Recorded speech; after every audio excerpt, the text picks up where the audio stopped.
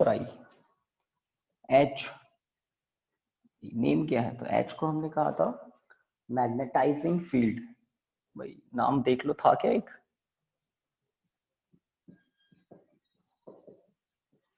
Magnetising field. आई को आपने कहा था क्या, इंटेंसिटी ऑफ मैग्नेटाइजेशन। बच्चे एक साथ नहीं आते,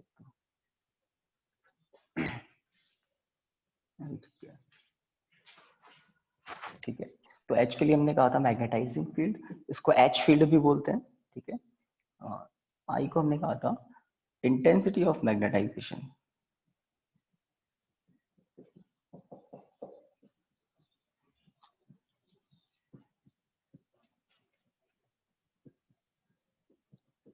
इंटेंसिटी ऑफ मैग्नेटाइजेशन।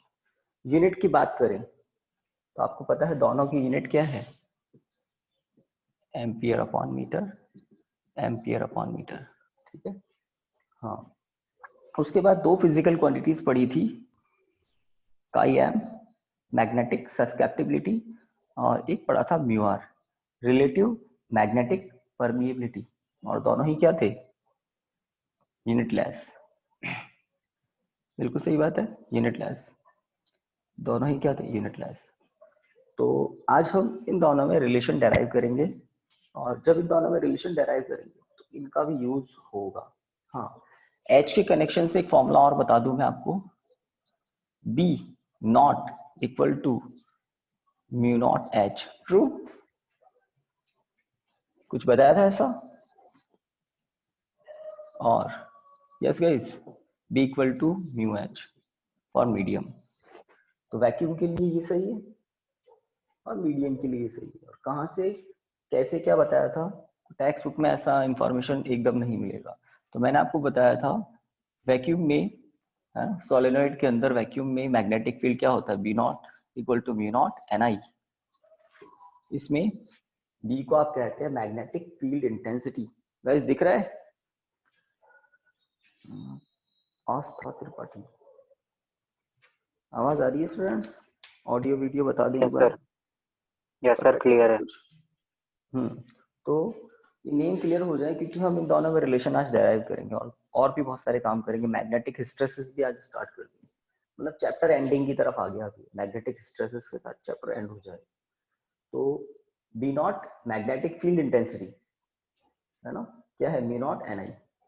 और अगर मीडियम हो तो बी इक्वल टू हम लिखते म्यू एन आई। तो हम देखें एन आई चेंज नहीं हो रहा है, N I is the physical quantity which do not depends upon medium. Ni is the physical quantity which do not depends on medium. This physical quantity is known as magnetizing field, which only depends on current, which only depends on current. तो ये सब बातें हमने की थी, बस name clear हो जाए इसलिए मैंने आपको एच और आई दिखा दी। यूनिट सेम है, तो जिस तरह से B naught equal to mu H लिखा हुआ है, एच की यूनिट क्या है, एम्पियर अपॉन मीटर, उसी तरह से आज हम एक बी एम यूज लेंगे, बी एम, और उसका फॉर्मूला होगा म्यू आई। तो बी एम क्या होता है, तो बी एम होता है magnetic field due to magnetisation of magnetic substance. Copy के टॉप पर लिख दो एक formula, B M equal to mu naught I. यहां एच है और यहां आई है, कॉपी के टॉप पर लिख दो B M equal to mu naught I. और बी एम है क्या, मैग्नेटिक फील्ड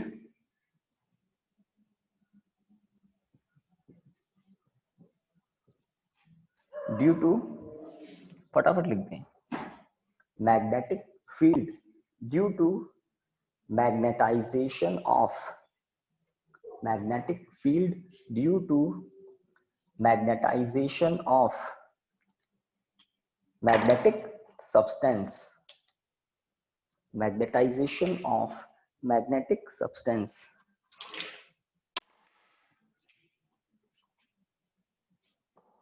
कॉपी के टॉप पर ये क्यों लिखवाया, तो जैसा इंपॉर्टेंस इन फॉर्मूलाज का है, इन फॉर्मूलाज का है, ऐसा ही इंपॉर्टेंस इसका है, बस डिफरेंस क्या है पहले बताइए, लिख लिया। Magnetic field due to magnetisation of magnetic substance, magnetisation of magnetic substance. तो बीएम सब्सटेंस का मैग्नेटिक फील्ड होता है, इंपॉर्टेंट बात, बीएम किसी मैग्नेटिक सब्सटेंस का नेट मैग्नेटिक फील्ड होता है, जबकि बी नॉट या फिर बी क्या होते हैं, कोई करंट कैरिंग सिस्टम ये मैग्नेटिक फील्ड जनरेट करता है, और ये मटेरियल के अंदर का होता है। मेन बात क्या है, अगर वायर में इलेक्ट्रॉन्स मोशन कर रहे हैं तो ये मैग्नेटिक फील्ड जनरेट होते हैं। करंट मतलब इलेक्ट्रॉन्स मूव करते हैं, और अगर किसी सब्सटेंस के अंदर, है ना, मॉलिक्यूल के अंदर, एटम के अंदर, है ना, तो एटम के अंदर इलेक्ट्रॉन्स रिवॉल्व कर रहे हैं, उससे जो मैग्नेटिक फील्ड जनरेट होता है वो है ये बीएम। तो सब्सटेंस के अंदर मॉलिक्यूल्स होते हैं, एटम्स होते हैं, एटम्स में इलेक्ट्रॉन कंटिन्यूअसली रिवॉल्व करते रहते हैं। अगर वो रिवॉल्विंग इलेक्ट्रॉन कुछ नेट मैग्नेटिक फील्ड जनरेट कर रहे हैं तो वो होता है magnetic field due to magnetisation of magnetic substance. और रिवॉल्विंग इलेक्ट्रॉन का एम भी होता है, ध्यान दें, होता है क्या, क्या होता है रिवॉल्विंग इलेक्ट्रॉन का एम, अगर रेडियस आर है, स्पीड वी है, इस रिवॉल्विंग इलेक्ट्रॉन का मैग्नेटिक डाइपोल मोमेंट क्या होगा, जल्दी बताएं, सभी को पता है। EVR/2। EVR/2, राइट, है ना। तो अगर किसी इलेक्ट्रॉन का मैग्नेटिक मोमेंट है और किसी सब्सटेंस में, आपको पता है billions of trillions of molecules और एटम्स होते हैं, और billions of trillions of electron के मैग्नेटिक डाइपोल मोमेंट होंगे, बट वो रैंडमली अलाइंड होते हैं एम वेक्टर क्वांटिटी। तो जैसे इस पर मैग्नेटिक फील्ड अप्लाई करते हैं, एक्सटर्नल मैग्नेटिक फील्ड कोई, तो इसके मैग्नेटिक मोमेंट पर्टिकुलर एक डायरेक्शन में अलाइंड होने लग जाते हैं। तो पूरे के पूरे सब्सटेंस का भी मैग्नेटिक मोमेंट एक पर्टिकुलर डायरेक्शन में अलाइन होने लग जाता है। तो अब हम कहते हैं इस सब्सटेंस का टोटल मैग्नेटिक मोमेंट m है और इस सब्सटेंस का टोटल वॉल्यूम v है। m/v क्या होता है, ट्रू, याद आ गई definition, magnetic moment per unit volume क्या होता है, I होता है। और I को आप म्यू नॉट से प्रोडक्ट कर दें तो क्या मिलता है, सब्सटेंस का magnetic field due to magnetisation of magnetic substance. तो मैग्नेटाइजेशन वर्ड यूज क्यों ले रहे हैं, बिकॉज मैग्नेटिक सब्सटेंस को जब तक किसी एक्सटर्नल मैग्नेटिक फील्ड में नहीं रखेंगे, टॉर्क नहीं लगेगा, टॉर्क नहीं लगेगा तो मैग्नेटिक मोमेंट एक पर्टिकुलर डायरेक्शन में ही नहीं आएंगे, एक डायरेक्शन में नहीं आएंगे तो नेट मैग्नेटिक मोमेंट मिलेगा नहीं, आई मिलेगा नहीं तो बी बनेगा नहीं। तो पूरी चेन बता दी मैंने आपको।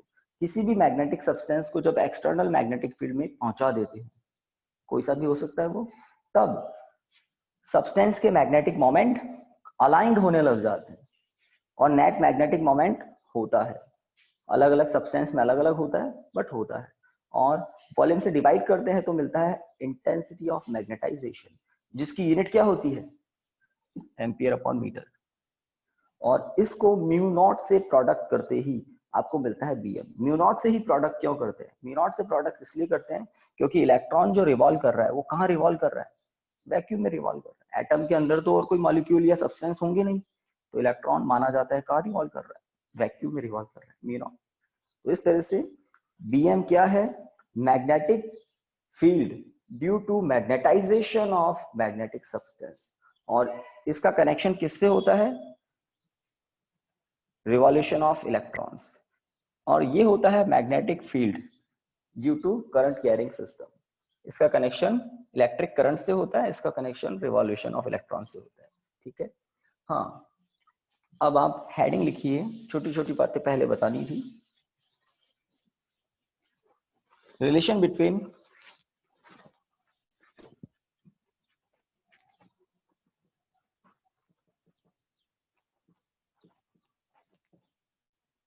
mu r and chi m।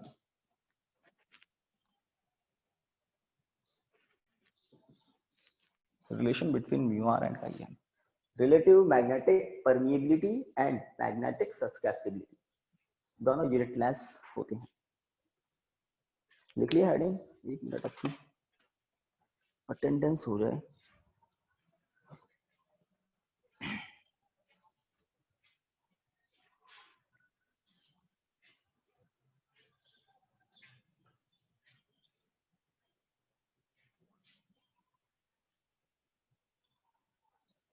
Okay done. तो हेडिंग सभी ने लिख लिया होगा, relation between mu are and I M. अब इसको समझने के लिए डायग्राम आपको बनाना नहीं है, देखना है।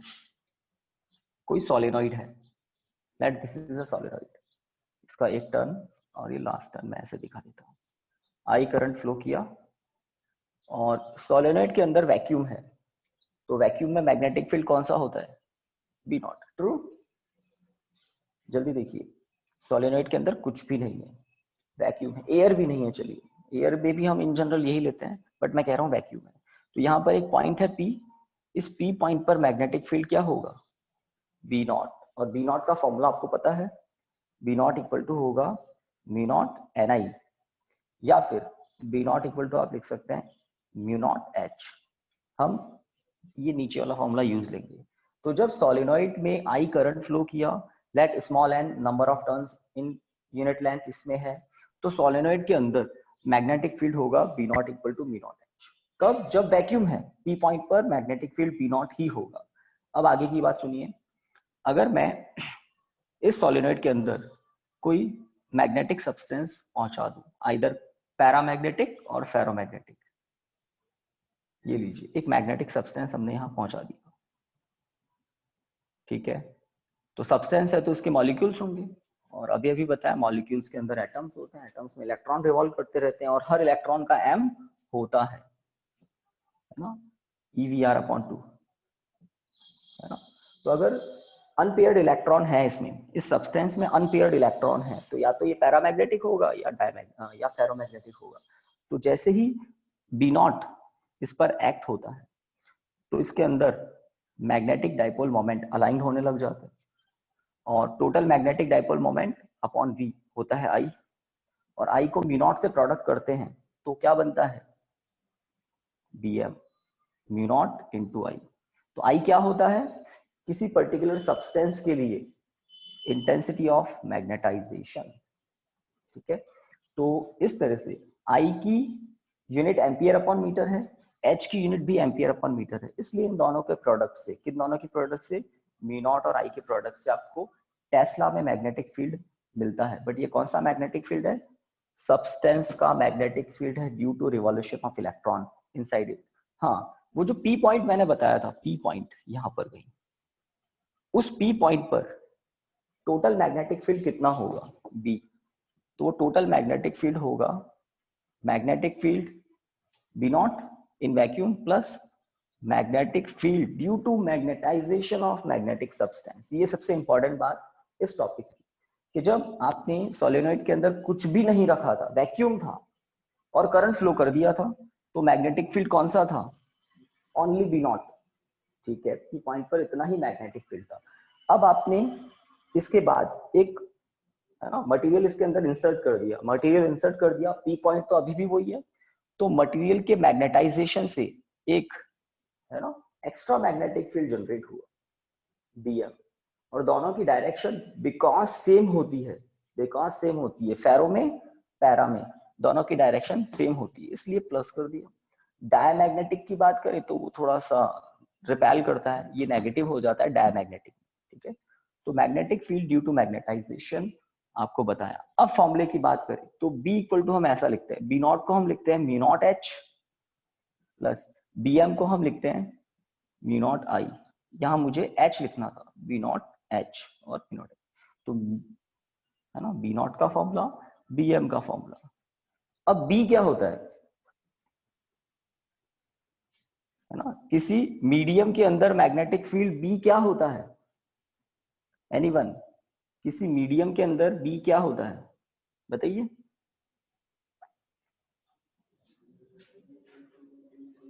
फॉर्मूलाज बता रखे आपको कल, और अभी भी लिखा था आज, कोई नई बात? Mu H.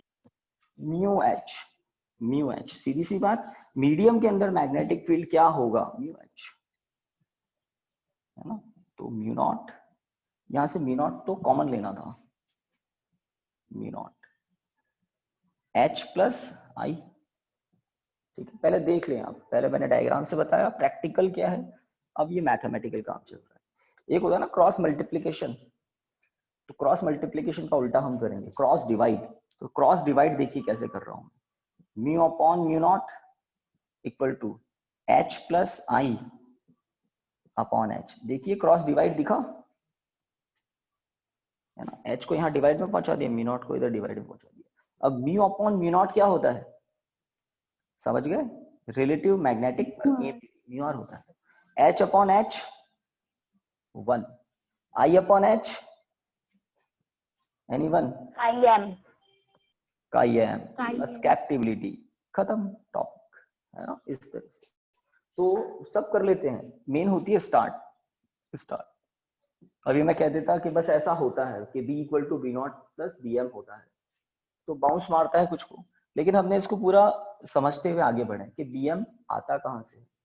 तो मटेरियल के अंदर जो मॉलिक्यूल्स, जो एटम्स, जो रिवॉल्विंग इलेक्ट्रॉन्स होते हैं, उनके रिवॉल्यूशन से नेट बीएम जनरेट हो जाता है ना। अगर इस मटेरियल को बाहर निकाल के यहाँ रख दें, है ना, सॉलिड से बाहर निकाल दिया इसको, अब इसके अंदर नेट बीएम क्या होता है, 0 होता है। रीजन जो इंडिविजुअल मैग्नेटिक मोमेंट्स होते हैं वो ऑटोमेटिकली रैंडमली अलाइंड होते हैं, और बिकॉज ऑफ रैंडम अलाइंगेशन वेक्टर सम 0 हो जाता है, नेट मैग्नेटिक मोमेंट 0 हो जाता है। जब नेट m 0 होगा तो आप समझ लो I क्या होगा, m 0 है तो I 0 होगा क्या, जल्दी जल्दी नहीं बोल रहे आप, m 0 है तो होगा क्या, है ना, होगा, क्योंकि इस चैप्टर में I क्या पढ़ रहे हैं हम, magnetic moment per unit volume. तो वॉल्यूम तो ठीक है कभी 0 नहीं होगा, ठीक है, बट कैपिटल M की वैल्यू 0 होगी कब, जब इस पर कोई मैग्नेटिक फील्ड अप्लाई नहीं किया, तो खुद का भी नहीं होगा, ठीक है। I 0 होगा, I 0 होगा तो BM 0 होगा, यही हम कह रहे हैं, ठीक है। और जैसे ही सब्सटेंस को सॉलिडोइड के अंदर रख देते हैं, तो सॉलिडोइड के अंदर बिकॉज मैग्नेटिक फील्ड है, तो ये मैग्नेटिक फील्ड क्या करता है, मैग्नेटिक मोमेंट्स पर टॉर्क अप्लाई करता है, और क्या चाहता है ये बी नॉट, ये मैग्नेटिक मोमेंट्स को अपने अलोंग करने की कोशिश करता है। सारे मैग्नेटिक मोमेंट ऑलमोस्ट अलोंग हो जाते हैं, और वेक्टर सम नॉन जीरो आता है, मतलब m की वैल्यू नॉन जीरो होती है। इस तरह से I जनरेट होता है, और I into mu naught he bm होता है। मैंने आपको इसलिए यूनिट भी बताई कि h की यूनिट क्या है, एम्पियर अपॉन मीटर, तो ये प्रोडक्ट क्या है, मैग्नेटिक फील्ड। I की यूनिट भी क्या है, एम्पियर अपॉन मीटर, तो ये प्रोडक्ट क्या है, सब मैग्नेटिक फील्ड। बस ये मैग्नेटिक फील्ड करंट जनरेट करता है, एक्सटर्नल करंट, और ये मैग्नेटिक फील्ड इंटरनल करंट जो रिवॉल्विंग इलेक्ट्रॉन से जनरेट होता है। ओके गाइस, तो स्टार्ट करते, लिखिए व्हेन, है ना, इसी के बारे में हम बताएंगे, सब्सटेंस के बारे में। When a magnetic substance, when a magnetic substance placed in,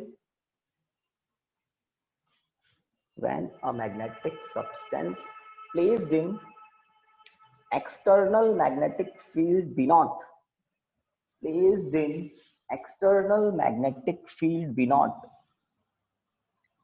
placed in external magnetic field B naught, then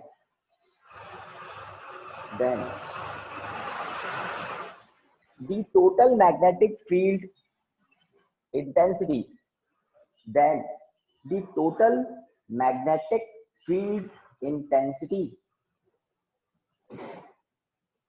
inside it is, then the total magnetic field intensity, bracket में आप कैपिटल B लिख सकते हो, then the total magnetic field intensity, capital B bracket में, inside it is vector sum of, is vector sum of, is vector sum of external magnetic field B naught and vector sum of external magnetic field B naught and magnetic field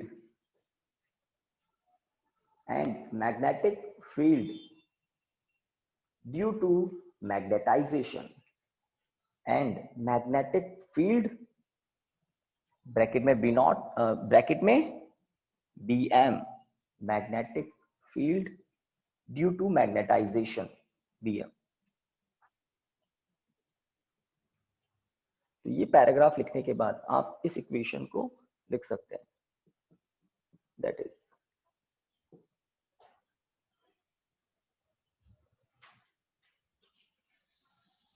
तो ferromagnetic substance में ये Vm बहुत ज्यादा होता है, para में कम होता है बट पॉजिटिव होता है, डायमैग्नेटिक में तो ये अपोजिट डायरेक्शन में आ जाता है। चलिए yes guys done. Yes sir. बस यही लिखना है। Yes sir. इसके नीचे आप लिखिए because B naught equal to mu naught H and, है ना, इस पर ज्यादा फोकस करें, B M equal to mu naught I. तो ये कुछ इंफॉर्मेशन आपको ध्यान रखनी है। B naught equal to mu naught H, B M equal to mu naught I, value put कर दी। so, है ना, फिर इस इक्वेशन में भी हमने थोड़ा सा चेंज किया, क्या कि B इक्वल टू क्या है, मीडियम के अंदर मैग्नेटिक फील्ड क्या होता है, तो magnetic permittivity of medium into H।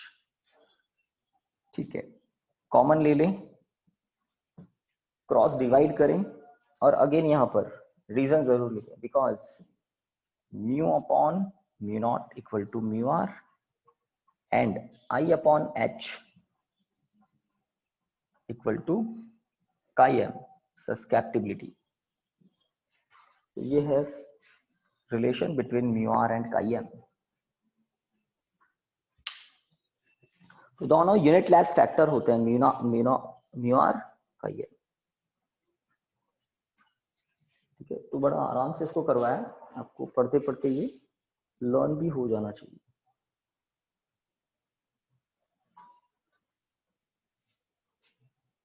कर सकते हैं रेज?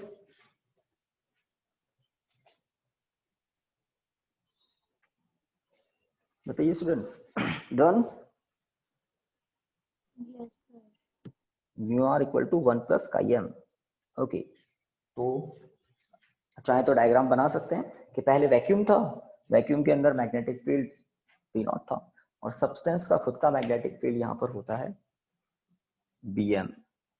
टोटल मैग्नेटिक फील्ड होता है इन दोनों का फैक्टर से। ओके, तो this is the relation. Next heading हम लिखते हैं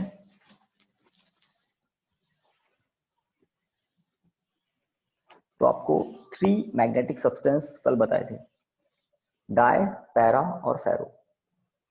डायमैग्नेटिज्म के बारे में थोड़ा सा बता देता हूँ। डायमैग्नेटिक सब्सटेंस के इलेक्ट्रॉन्स पेयर्ड होते हैं, है ना। जिंक जैसे हमने इरेज करके कर दिया था मालूम, क्योंकि इसमें 30 आप बता रहे थे इवन, तो वो भी डायमैग्नेटिज्म में चला जाएगा।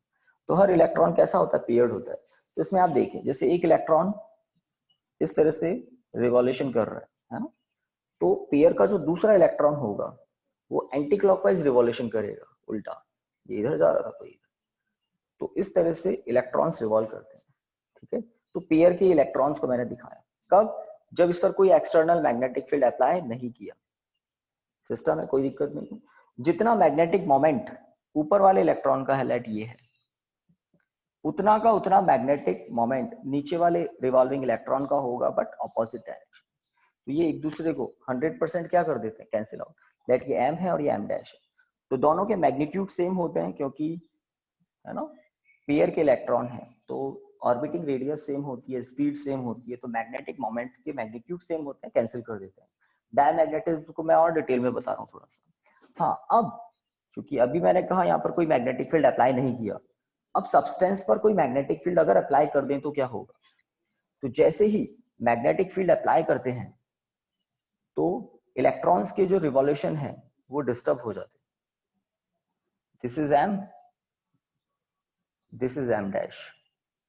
जो M M dash same magnitude के थे, अब उनका मैग्नीट्यूड सेम नहीं होता है। लेट मैंने एक मैग्नेटिक फील्ड अप्लाई कर दिया, ठीक है, यहाँ पर एक मैग्नेटिक फील्ड मैंने अप्लाई कर दिया। चलिए अपोजिट डायरेक्शन दिखाता हूँ। तो एक बी मैग्नेटिक फील्ड अप्लाई किया ऊपर से नीचे की तरफ, तो एक इलेक्ट्रॉन का मैग्नेटिक मोमेंट कम हो जाता है, दूसरे इलेक्ट्रॉन का मैग्नेटिक मोमेंट बढ़ जाता है। और जो ज्यादा होता है वो किसके अपोजिट में ज्यादा होता है, अप्लाइड मैग्नेटिक फील्ड अगर इस डायरेक्शन में है तो इस इलेक्ट्रॉन का मैग्नेटिक मोमेंट ज्यादा हो जाता है और इसका कम हो जाता है। तो जो डिफरेंस आता है मैग्नेटिक मोमेंट में एम डेल्टा एम, वो होता है एम माइनस एम डैश, और वो किसके डायरेक्शन में होता है? वो मैग्नेटिक फील्ड के, अप्लाई मैग्नेटिक फील्ड के अपोजिट डायरेक्शन में आता है। तो कुल मिलाकर हमें पता है, बहुत अच्छे से पता है कि मूविंग चार्ज मैग्नेटिक फील्ड में क्या एक्सपीरियंस करते हैं? F M equal to Q V cross B. कोई भी मूविंग चार्ज मैग्नेटिक फील्ड में मैग्नेटिक फोर्स एक्सपीरियंस करता है, तो इलेक्ट्रॉन क्या है? चार्ज पार्टिकल है और ये मोशन कर रहे हैं। अगर एक्सटर्नल मैग्नेटिक फील्ड नहीं है तो ये अपने अकॉर्डिंग मोशन करते रहेंगे और ये कैंसिल हो जाते हैं 100%, और डेल्टा एम क्या आता है? 0 आता है, बात खत्म। बट जैसे ही एक्सटर्नल मैग्नेटिक फील्ड अप्लाई करते हैं तो क्या होता है? तो चार्ज पार्टिकल मतलब इलेक्ट्रॉन फोर्स एक्सपीरियंस करते हैं, और वो फोर्स क्या करता है? इनके मोशन को डिस्टर्ब कर देता है, इनकी रेडियस को डिस्टर्ब कर देता है। और जो इलेक्ट्रॉन अगर क्लॉकवाइज कर रहा है उसकी रेडियस में इंक्रीमेंट कर देता है, और अपोजिट डायरेक्शन में जो रिवॉल्यूशन कर रहा है उसकी रेडियस को थोड़ा कम कर देता है। कुल मिलाकर एक एम को बढ़ा देता है, दूसरे के एम को थोड़ा रिड्यूस कर देता है, और नेट मैग्नेटिक मोमेंट जो जनरेट होता है वो अप्लाइड बी के अपोजिट होता है। ये है कहानी डायमैग्नेटिज्म, जो सीबीएसई ने डिलीट कर दिया, इसलिए डिटेल में इसको आपको लिखवाया नहीं। ठीक है, okay.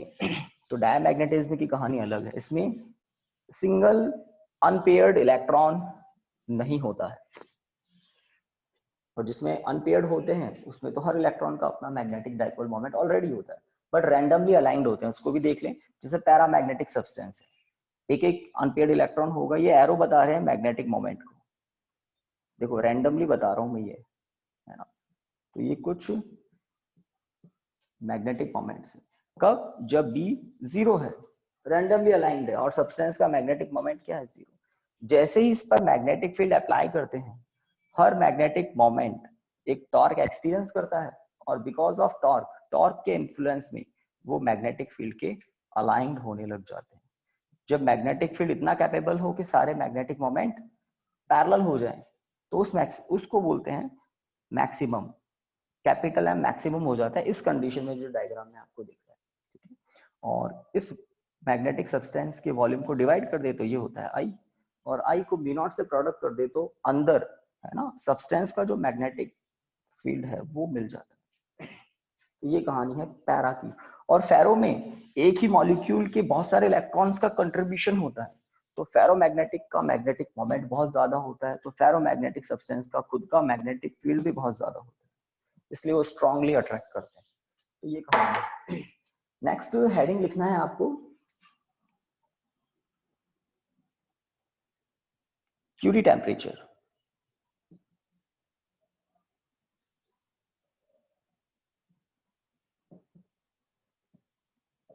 TC, Curie temperature, 1 mark का क्वेश्चन। क्यूरी टेम्परेचर,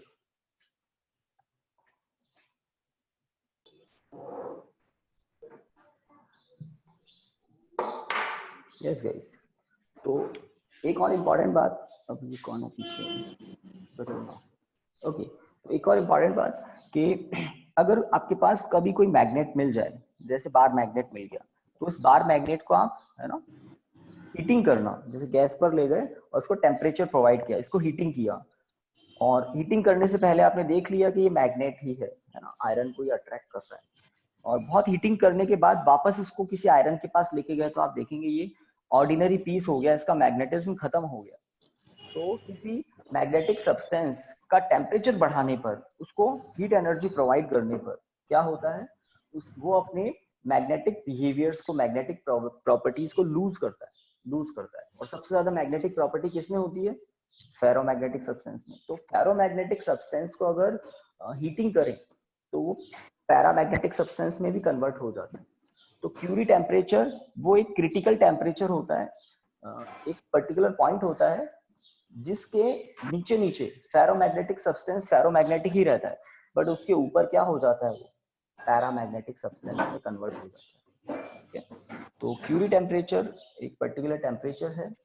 ठीक है, लिखिए,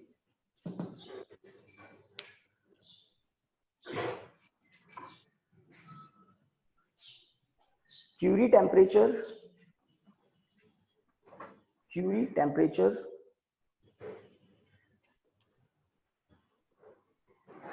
is that temperature for is that temperature, Curie temperature is that temperature above which, Curie temperature is that temperature above which a ferromagnetic substance, above which a ferromagnetic substance change into a paramagnetic substance, above which a ferromagnetic substance change into a paramagnetic substance. कौन है ये? Anjali Soni, mute कर लें, आवाज आ रही है कुछ। Done guys. तो एक क्रिटिकल टेम्परेचर जैसा होता है क्यूरी टेम्परेचर, कि जिसके नीचे फेरोमैग्नेट ही रहेगा, और टेम्परेचर बढ़ा दे थोड़ा सा भी, इससे ज्यादा कर दे तो फेरोमैग्नेटिक पैरामैग्नेटिक की कैटेगरी में चले जाते हैं। ठीक है, तो कुछ सब्सटेंसेस हैं लाइक कोबाल्ट, आयरन, निकल, आप चाहें तो लिख लें, है ना।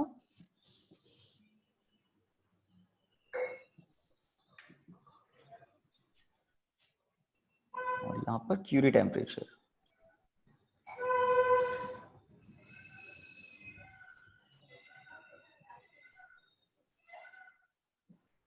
TC।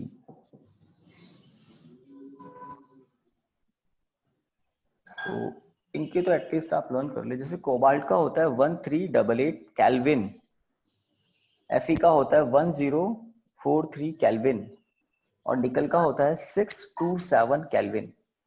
तो फेरोमैग्नेटिक सब्सटेंसेस हैं तीनों, फेरोमैग्नेटिक ही है ना ये, कोबाल्ट, आयरन, निकल, ये फेरोमैग्नेटिक ही है ना ये, जल्दी बता दें।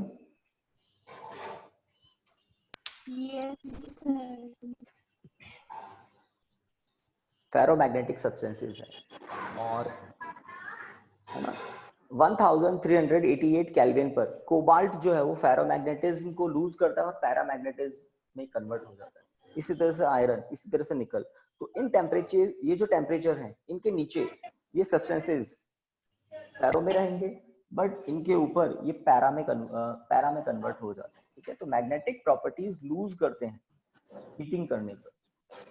तो कुछ लर्न हो जाए तो अच्छी बात है। ठीक है, नेक्स्ट हेडिंग, क्यूरीज लॉ। तो क्यूरी टेम्परेचर की बात हो गई, अब क्यूरीज लॉ की बात करें।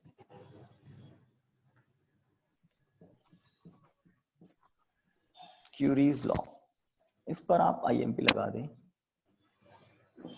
Curie temperature, Curie law, 1 mark के लिए क्वेश्चन पूछे जाते हैं।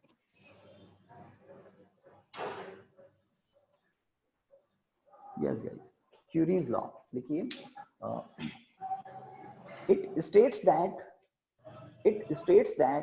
the magnetic susceptibility, it states that the magnetic susceptibility of a paramagnetic substance,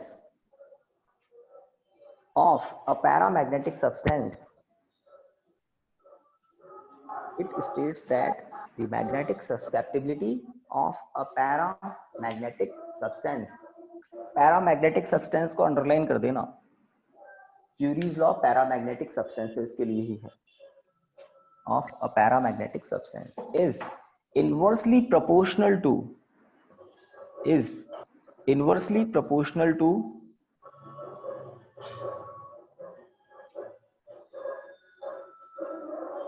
absolute temperature of the substance, inversely proportional to absolute temperature of the substance,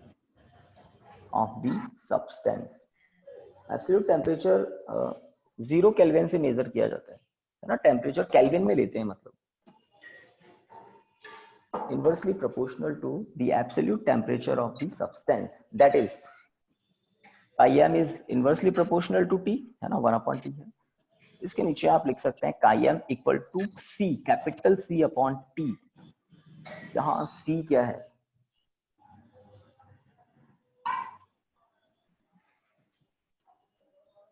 Here C is called Curie constant.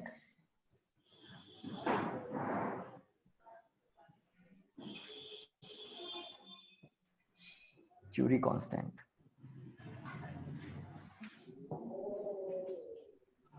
तो एक और formula जिससे numerical solve होते हैं, susceptibility equal to C upon T।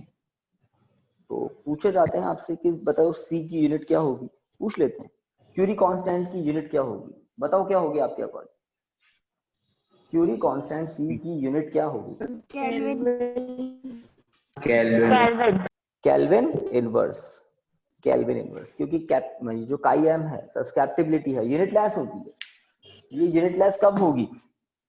कुछ गलती लिखा दिया, केल्विन ही होगा ओनली, है ना? हाँ, गलती लिखवा दिया। तो C की यूनिट केल्विन ही होगी, क्योंकि नीचे टेम्परेचर है, केल्विन में है, तो केल्विन अपन केल्विन ही तो होगा यूनिटलेस।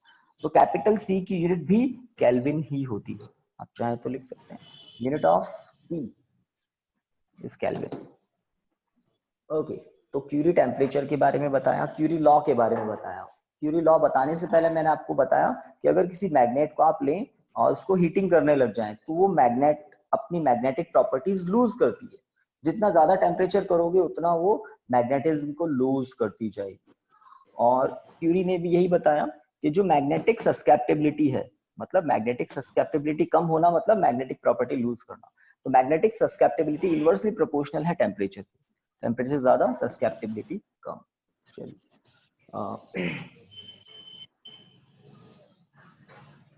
टाइम बताइए क्या? एक हिस्टेरेसिस कर्व के बारे में बताना था और बिल्कुल स्टार्ट हम कर सकते हैं।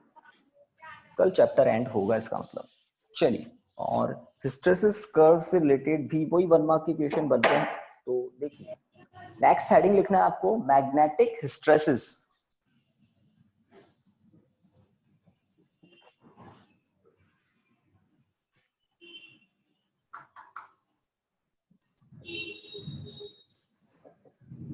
Magnetic hysteresis.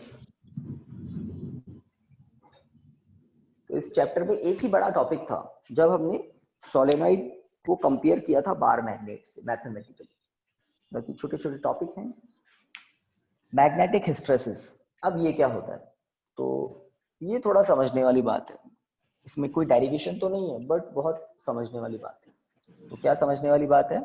तो अगर आपको सोलेनॉइड के एग्जांपल से बताऊं तो आपका दिमाग इसको जल्दी एब्जॉर्ब कर लेगा, क्योंकि आपको सोलेनॉइड के बारे में थोड़ी बहुत बातें ऑलरेडी पता है कि सोलेनॉइड की जो टर्न्स हैं उनमें जब हम इलेक्ट्रिक करंट फ्लो करते हैं तो अंदर एक मैग्नेटिक फील्ड सेट हो जाता है, B naught equal to mu naught N I. ठीक है, ये हमें पता है। और ये जो मैग्नेटिक फील्ड होता है बी नॉट, ये हमारे कंट्रोल में होता है। करंट को हम अप डाउन करके मैग्नेटिक फील्ड को कम या ज्यादा कर सकते हैं। पहली बात, अगर इस डायरेक्शन में मैग्नेटिक फील्ड है, ध्यान दें, है ना, देख रहे हैं ना, करंट इधर से अंदर जा रहा है और उधर से बाहर आ रहा है, और मैग्नेटिक फील्ड की डायरेक्शन है left to right. That's it. अब मैंने एक चेंज किया, क्या? करंट की डायरेक्शन को रिवर्स कर दिया। बताओ अंदर मैग्नेटिक फील्ड में कोई चेंज आएगा क्या? जल्दी बताओ। क्या चेंज आएगा इसमें? अपोजिट हो जाएगी, अपोजिट हो जाएगी, अपोजिट हो जाएगी। तो मतलब जब ये वाला एंड एन था, अब वो एस हो जाएगा। जो एंड पहले एस था, अब वो एन हो जाएगा। करंट की डायरेक्शन रिवर्स कर दी। तो सोलेनॉइड एक ऐसी डिवाइस होती है जिसके अंदर जो मैग्नेटिक फील्ड होता है ना, जनरेट होता है, उसके मैग्नीट्यूड को हम कम ज्यादा कर सकते हैं, प्लस डायरेक्शन को भी रिवर्स कर सकते हैं, करंट की डायरेक्शन को रिवर्स करके। तो सोलेनॉइड के बारे में आपको पता है। अब मैं जो हिस्टेरेसिस है उसको आपको थोड़ा बता दूं, फिर हम लिखेंगे डेफिनेशन, और इसका एक ग्राफ है वो कल प्लॉट करेंगे, और 2 इंपॉर्टेंट डेफिनेशंस होगी, वो भी हम कल बात करेंगे। लेकिन स्टार्ट आज बता देता हूँ। स्टार्ट इसकी इंपॉर्टेंट है क्या? अगर कोई मैग्नेटिक सब्सटेंस है, लाइक फेरोमैग्नेटिक सब्सटेंस लेते हैं, उसमें हिस्टेरेसिस सबसे ज्यादा होता है। एक फेरोमैग्नेटिक सब्सटेंस है लाइक आयरन, Fe, ठीक है, और यहाँ पर कोई मैग्नेटिक फील्ड नहीं है। बात को समझो, कोई मैग्नेटिक फील्ड नहीं है, तो सब्सटेंस के अंदर मैग्नेटिक फील्ड क्या होता है? जीरो। That's it. देख रहे हैं ना, सब्सटेंस के अंदर मैग्नेटिक फील्ड जीरो होता है। रीजन, आप कोई भी आयरन की, है ना, नेल आयरन का कोई भी पीस ले लें तो आप देखेंगे वो मैग्नेट की तरह इन जनरल बिहेव नहीं करता। लेकिन अब आयरन के एक एंड को मैग्नेट से कनेक्ट कर दें, आप देखेंगे दूसरा एंड भी मैग्नेट की तरह बिहेव करने लग जाएगा। अगर एक थिक आयरन रॉड है और एक स्ट्रॉन्ग बार मैग्नेट है, आप दोनों को टच कर दें, दूसरे एंड पर, आयरन के दूसरे एंड पर आप देखेंगे छोटी लाइट वेट की कोई मेटल की अगर निडल है तो वो यहाँ पर सस्पेंडेड हो जाती है। ऑलपिन्स होगी तो एक के पीछे एक आप पूरी चेन बना सकते हैं ऑलपिन्स की। तो अगर किसी फेरोमैग्नेटिक सब्सटेंस को मैग्नेटिक फील्ड में रखते हैं तो फेरोमैग्नेटिक सब्सटेंस मैग्नेट की तरह बिहेव करता है। बट अगर फेरोमैग्नेटिक सब्सटेंस के आसपास कोई मैग्नेटिक फील्ड नहीं है तो वो भी ऑर्डिनरी है ना मैटर की तरह बिहेव करता है। तो ये तो मैंने एक बात बताई, जब यहाँ पर कोई मैग्नेटिक फील्ड नहीं है। अब मैग्नेटिक फील्ड का मतलब क्या है? इस आयरन के पीस को आपने किसी सोलेनॉइड के अंदर रखा, सोलेनॉइड में बहुत सारे टर्न्स हैं, बट आपने इसमें कोई करंट फ्लो नहीं किया, I equal to 0, current flow नहीं किया। करंट फ्लो नहीं करने पर कौन जीरो होता है? B naught equal to mu naught H. तो करंट फ्लो नहीं करने पर I 0 है, B naught sorry mu naught 0 है या H 0 है?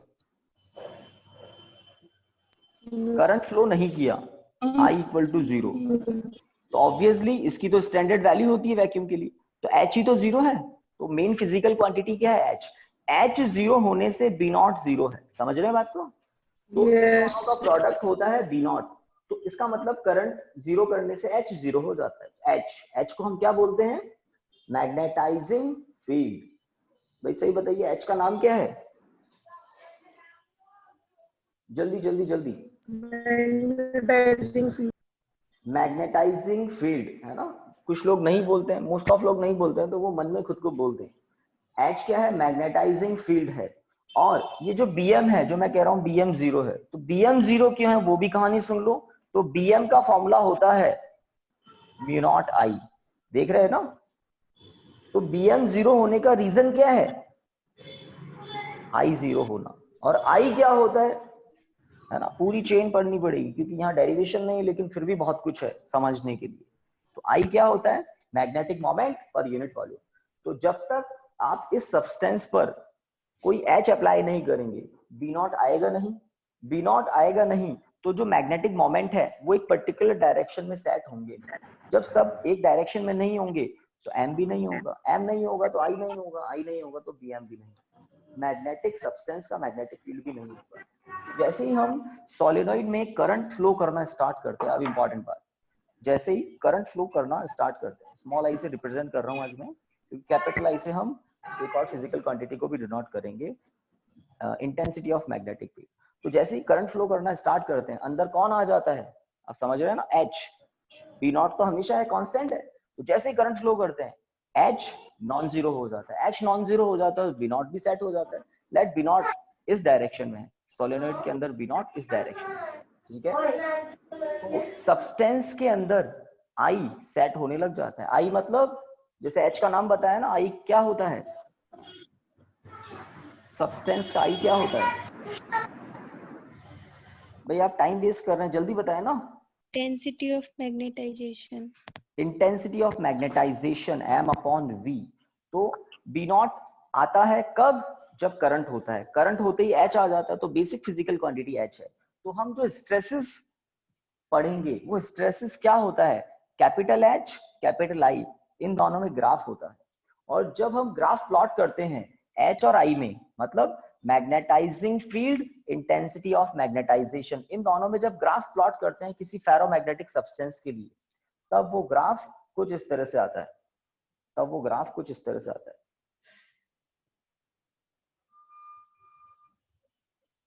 और इस ग्राफ को बहुत बहुत माइन्यूटली हम अंडरस्टैंड करेंगे। वो ग्राफ कुछ इस तरह से आता है, और एक डायरेक्शन में हम लेते हैं H और दूसरे डायरेक्शन में हम ले लेते हैं B।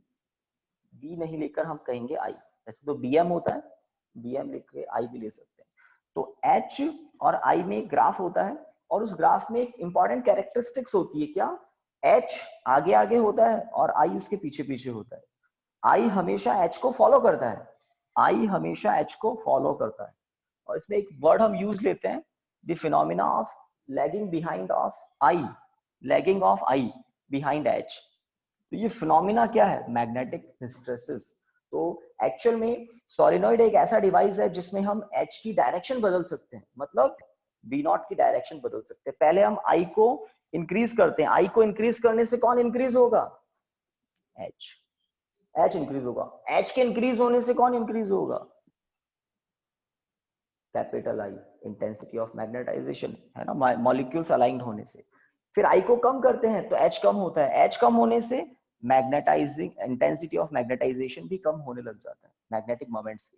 जब I को जीरो कर देते हैं तब भी कैपिटल I जीरो नहीं होता है। करंट को जीरो करने से H जीरो हो जाता है, H जीरो होने पर भी capital I intensity of magnetisation की कुछ वैल्यू रह जाती है।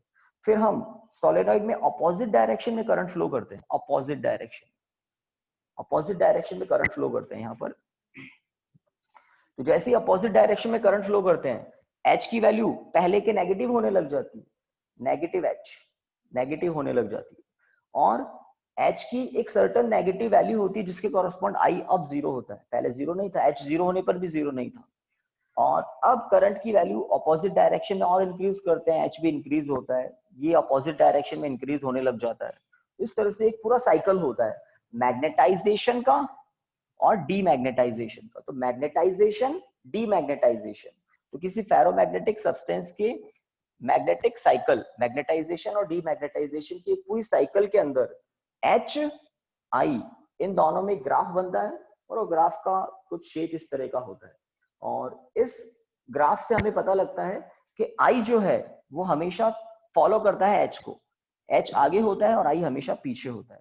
तो ये जो फिनोमेना है, the lag of I behind H is called hysteresis. ठीक है, तो एक डेफिनेशन आपको लिखनी है और उसको हमें कल समझना है, उस डेफिनेशन को ही कल समझना है ग्राफ बनाकर। तो थोड़ा सा आइडिया मैंने रैपिडली दिया, इसी को डिटेल में कल समझेंगे। तो लिख लो, दी लैग, यहां से स्टार्ट करो, लैग मतलब पीछे रहना, फॉलो करना। The lag of intensity of magnetisation, the lag of intensity of magnetisation, bracket में कैपिटल I जरूर लिखना, the lag of intensity of magnetisation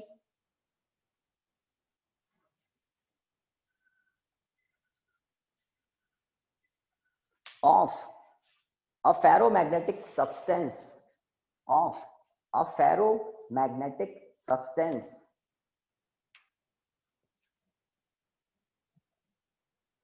behind, of a ferromagnetic substance behind magnetizing field, behind magnetizing field, bracket में capital H, is called